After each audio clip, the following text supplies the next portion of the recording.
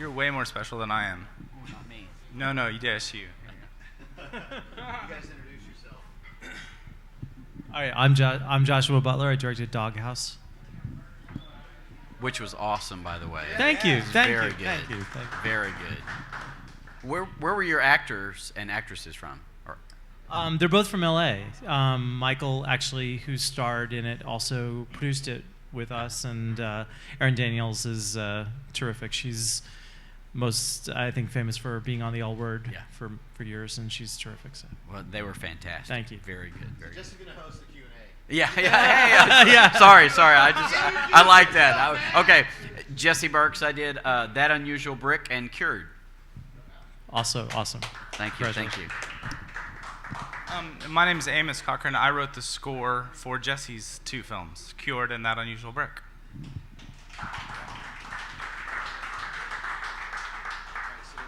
Yeah. So a little backstory on this whole Arkansas thing that's going on here. We've been so incestuous with this Arkansas crew from year 1 at Victoria Festival. Yes. Big Suey. Yes, representing. Although I have a son that plays football for University of Arkansas Monticello, so we're kind of Bo Weevils. Ooh. Oh, I know. Bo Weevils have been but mentioned. I still kind of root for the Hogs.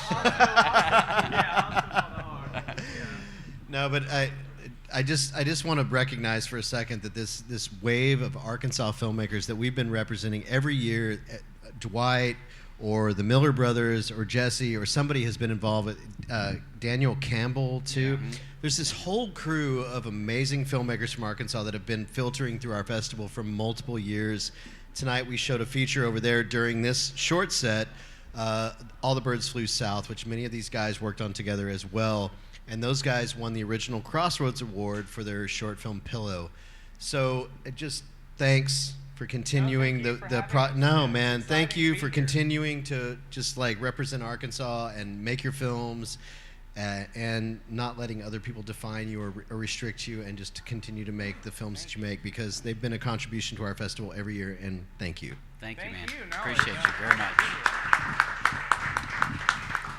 And also Michael Mays, who starred in Doghouse, has been here as an actor multiple times in films, and I've worked with Michael on a feature before, and it's great to have you and to continue to see him here at our festival.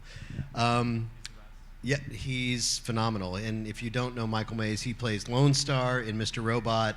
He's done a ton of television work. He's done a ton of commercial work, and he's just like one of the most unique faces that you will ever see in independent film. And you're very lucky to have that guy as a peer and a friend. And yeah, he's fantastic. So yeah, I'm going to turn it over to these guys, but just some general questions, but I want the audience to kind of like engage and ask you guys questions. But just first of all, each of you just kind of give a little background about your films and just what your process is and how you kind of got to this point.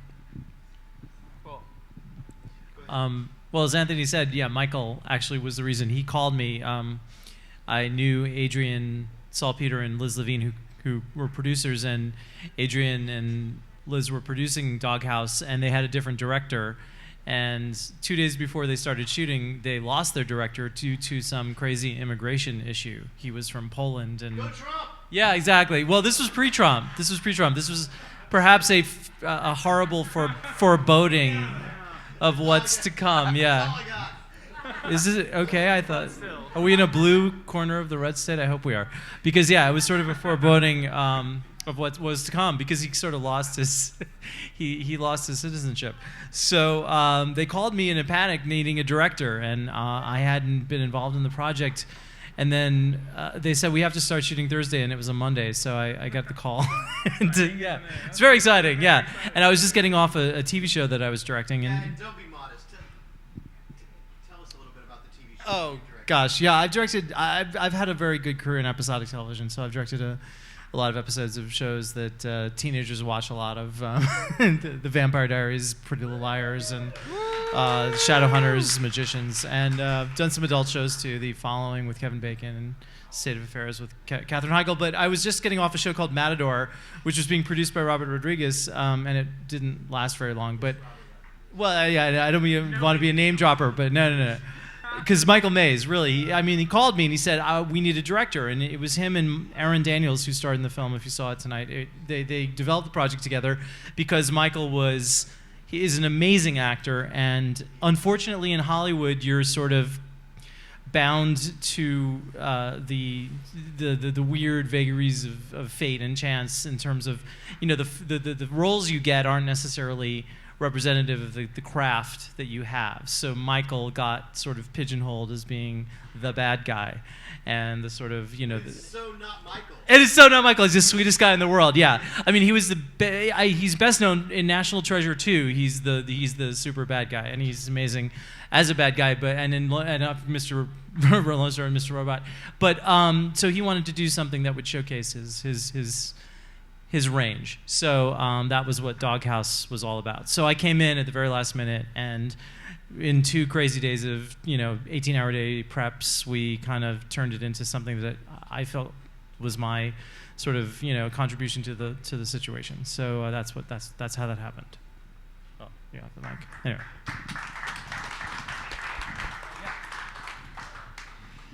I'm not sure what you want me to say. Well, how the hell did you get the weirdest guy in show business? Okay. Michael Berryman. Okay, Michael Berryman. Stills Have Eyes. Oh man, A classic. I'll try to make this real short. Okay, so 5 or 6 years ago, our oldest son, who actually was in That Unusual Brick, when he was probably 14 or 15, said, I want to take some acting classes. And we're in Little Rock, Arkansas. And we're like, oh, okay, I'll get you some acting classes. And he just really seemed to fall into it. And so, long story short, when he was, just to have something in common with him, we got a camera and we said, hey, we'll start doing some goofy stuff. So we did things with our neighbors, and it just got out of hand. And it was something I found out that I don't know, I liked it too.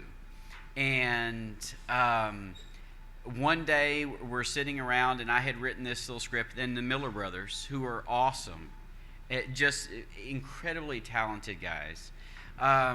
I said, hey, I had gotten to know them, and I said, hey, I wrote this little script. Tell me if I did it right. And they were like, oh, you wrote this, and it was One Please back from 2014 when it went on the film festival circuit. And they were like, oh yeah, we'd actually like to help you make it. And I was like, that's great. And so I'm sitting around one night, like most Saturday nights, I'm like 5 whiskeys in, and I look over at my wife, and I was like, oh, what if we could get this guy to be in our movie? And she was like, you ought to try. And so I sent an email to his agent, and long story short, out of the blue, Michael Berryman, one of the icons of horror movies, winds up being in our first little film. And so I've developed just a wonderful, almost kind of like familial relationship with Michael and his manager. Who's the sweetest? He is It's amazing. Like the creepiest dude, but the sweetest. He is so nice. He is so. Yeah, I mean, he true about walked over most to our house. people in We horror, filmed that actually, yeah. one of our movies right next door to our house. He walked over. He's talking to everybody, eating hot dogs with everybody in the neighborhood. So completely not like that. And it just anything I send him, he's like, oh my gosh, I'm all in. I'm all in. And so anyway, with our first little short, it was very creepy, and with our second one, which was Cured, was of course creepy too. And with the third one, I really wanted to. I wrote it honestly very creepy, just like my other first two, and I wanted to do something for my son because he's been out in Los Angeles for like 4 years. He's trained at all these different places, and when I wrote this script to be very creepy, and if you look at that little role, I don't know if you noticed, but it was him in both the guy that was eating the sushi and the guy that was walking up in the chains, is that he completely turned that around. I wrote it to be very scary, very creepy, and he made it something almost sad and emotional. And I think that's a wonderful thing about filmmaking. I mean, like Amos has done all the music for my films, and it makes them completely different when he adds his little component to it. And when my son added that different little thing to the film, it made it completely different than what it would have just been me by myself. So anyway, my little thing is I have learned that filmmaking is very much a collaborative effort. It's a team making thing. It's not just me that made these little movies. It's Amos, and it's Josh and Miles and Dwight and of course my son now. So anyway. Yeah. Awesome. And I want to comment on that because obviously there's not a lot of reward in this industry when you're doing your own thing. Obviously, when you get a big role in directing a big project and something that has like syndication, there's money to be had. But really, the passion lies within your own projects and within yourself, and it is about that collaboration. And I think that really embodies what independent film is all about. So if I do want to I do want to open it up to the audience to if you guys have any questions of these guys. Now's the time to ask it. Oh. I'm giving it back. I want as little mic time as possible. Are there any questions? I don't have a question, but Michael Mays, like when I sat down, I've been here every year since the film fest started, and I'm not a film person. But I sat down and I said to Aaron, I said, I know him from somewhere, and he said, and my husband, who knows everybody's name, said, that's Michael Mays, and I'm like, and so he was at one of the first film fests, You know, right? do you know that his name is actually Mike Myers? No, it's not. Yes, it is. And he changed his name to Michael Mays because obviously everybody knows Mike Myers is Austin Powers, and that's his real name. I made a movie with Michael in 2011 called The Casserole Club, where he plays he plays a swinger in Palm Springs in 1969. Amazing guy, the sweetest dude ever, and he always plays the bad guy. But he's been here. Yeah, oh yeah, he's been here multiple times. Okay, so I knew him from somewhere. Yep. And he's also in a short tomorrow called With Grace Yes, that Anthony was kind enough to program 2 shorts with Michael this year. Yeah, I'm a huge Mays fan. Yeah, and it just shows how incredible Michael is as an actor because he can play this really just like intense, creepy, sort of complex role in my film, but also does this really wonderful comedic turn. The greatest forehead in show business. And the greatest forehead in show business. Yeah, exactly. The most distinctive, wrinkly, crazy forehead. He's like a Sharpay. Yeah, he is. Human Sharpay. But very, very talented and so nice. And we wish we could teleport him here to hear all this, but I'll report back to him. You're not going to have to. We're live streaming. Oh, hey, Michael. Are you watching? Your ears must be burning. Any questions for these guys?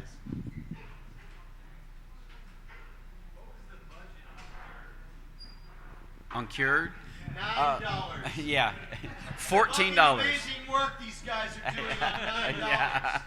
It wasn't $9. It wasn't $9, but I will say this is that it very much is that Michael Berryman has been, of course, I mean Michael Berryman has to pay his bills and stuff like everybody else, but he's been so wonderful to us, and I don't want to give you a number, but it was doable. I want to Okay. say this. First of all, it's impossible for a filmmaker to quote their budget because these guys. Did you get a paycheck on your film? No. Right. So, like with anything, like when you decide you want to build a birdhouse, you're like, well, I want to build a birdhouse.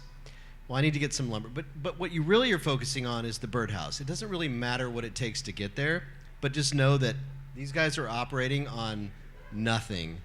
And there's a fine line between being humble to admit the fact that, look, I'm working on nothing, and also the fact that you have to represent and honor the fact that somebody like Michael Berryman, who commands $15,000 a week probably, or probably $5,000 a day to star in a big horror film, recognizes the opportunity that he has to give back to these filmmakers who are just trying to, tell their story. That's a great service that Michael Berryman has to offer, and there's really not a financial number that you can put on something like that for somebody to give of themselves to create a project that really is just a grassroots thing, and that's community service, and you can't put a price on community service. So I don't think it's fair for him to quantify what it costs, because what it really cost is probably about $60,000. But what the downside of that, or the upside of that, is that Michael Berryman's like, you know what? No, it doesn't cost you $60,000. I'm in. And he's, like he said, when he calls Michael, Michael's all in. And that's community service. And I don't think you can really put a price on that. Yeah. And one thing I will say is that in Cured, I don't know if anybody really recognized her because I didn't know her, and I have to give props to Eric England, who's also from Arkansas. And Eric's been here. Yeah. Like we have, Eric brought Contracted? Contracted. Yeah. Yes, to the Contracted one and only Frells Film Festival. Eric was here for that. Eric, I happened to get to know him just a little bit, and had a few beers with him in Arkansas when he came back, and I sent him the script Cured and said, hey, would you help me do this, because I wanted someone else to give their perspective of it and make it and also change it from what I would do, but also because I knew Eric knew more than I did, and I wanted to learn from him. And the woman in Cured is Scout, who was also in a couple of movies. She's been in tons of things, and she also came there for nothing more than her inconvenience, really. And I'm trying to put full sclera contact lenses in on her, blinding her. She spends, I don't know how many hours it weighs doing that. So, even Berryman and her that are in all these big movies, I just, I can't say thank you to them enough for making small things that really matter to people like me, and that make these things like this. So.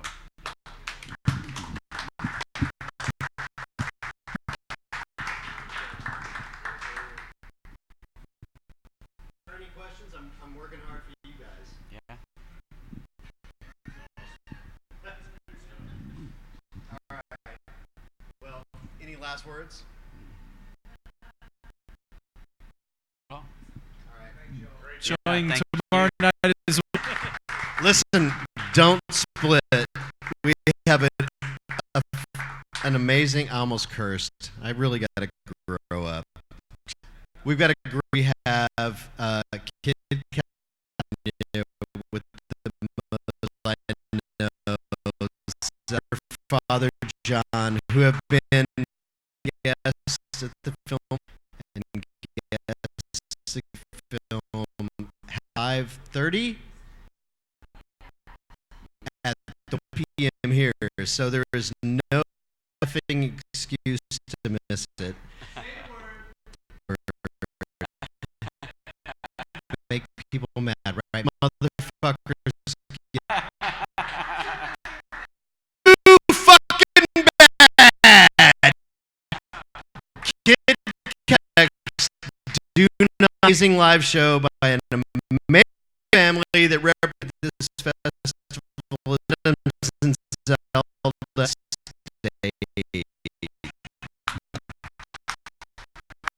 Pressure, mother.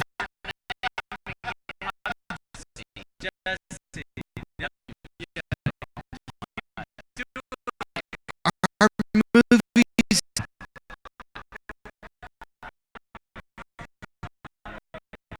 Toby, I did hear you say that you were the